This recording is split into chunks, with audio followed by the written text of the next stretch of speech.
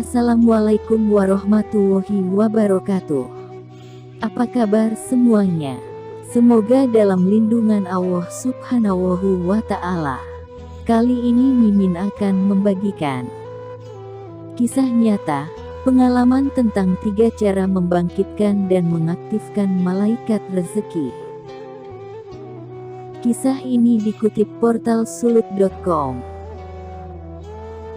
Cerita pengalaman ini berawal pada saat masa pandemi virus corona sedang ganas-ganasnya, di mana pemerintah melakukan kebijakan pembatasan kegiatan yang sangat berimbas kepada para pengusaha kecil seperti Pak Anwar.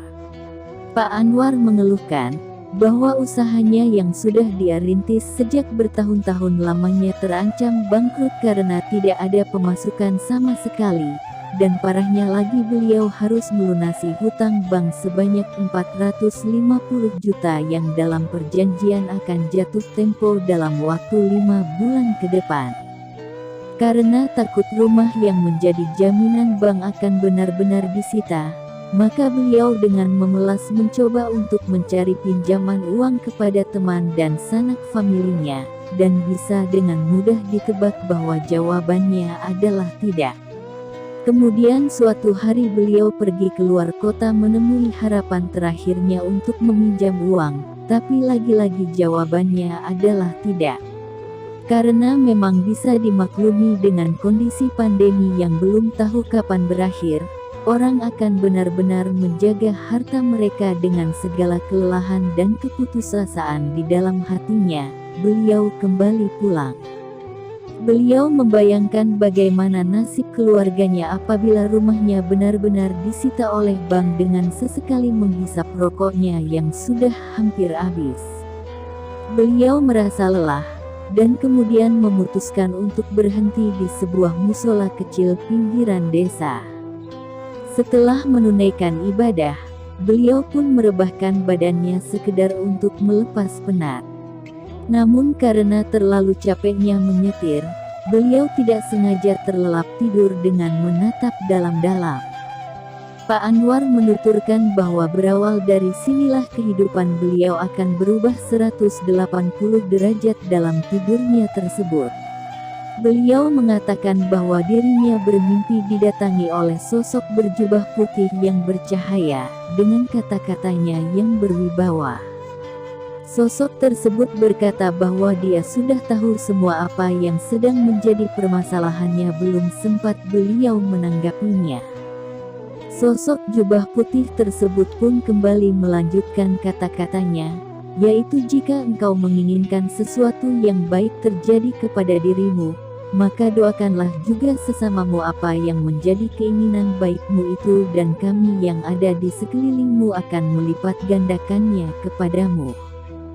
Singkat cerita, setelah kejadian mimpi di musola itu, Pak Anwar pun benar-benar mengerjakan apa yang disampaikan oleh sosok jubah putih dalam mimpinya, yaitu selalu mendoakan orang-orang yang dilihatnya di jalan agar rezeki mereka lancar.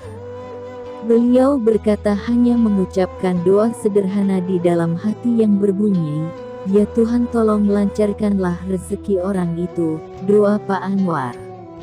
Hal ini beliau lakukan setiap hari semenjak peristiwa mimpi di musola tempo dahulu.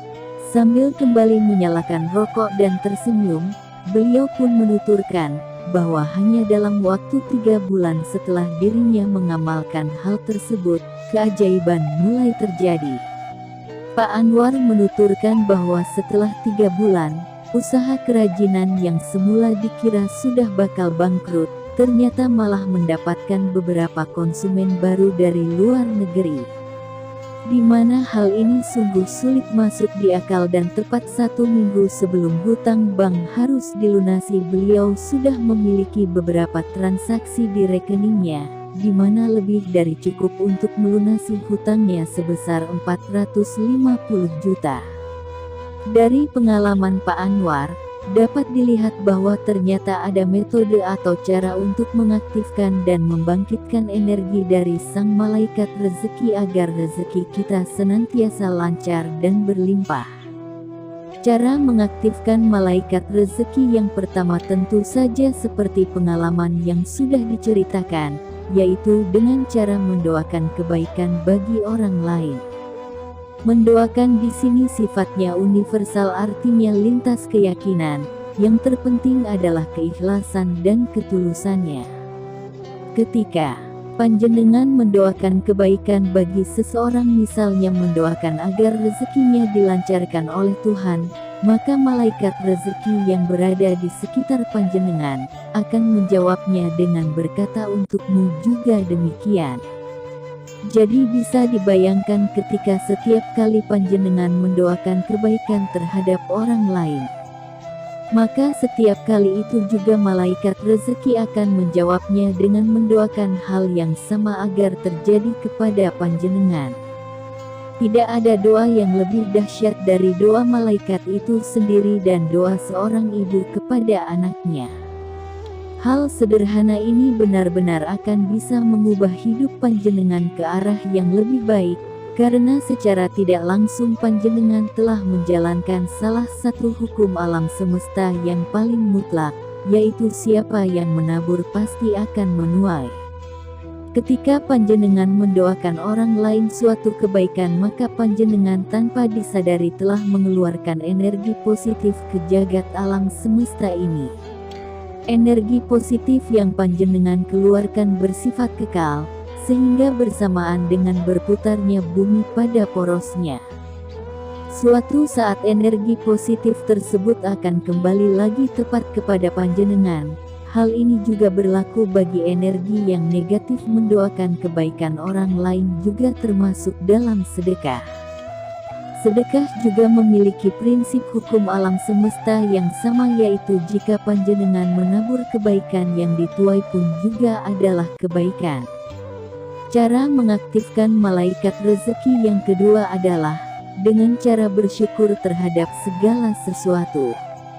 Bersyukur terhadap segala sesuatu artinya adalah menyadari bahwa setiap hal yang terjadi pada diri kita, entah itu baik atau buruk, kaya atau miskin, sehat ataupun sakit, merupakan atas kehendak Tuhan yang Maha Kuasa.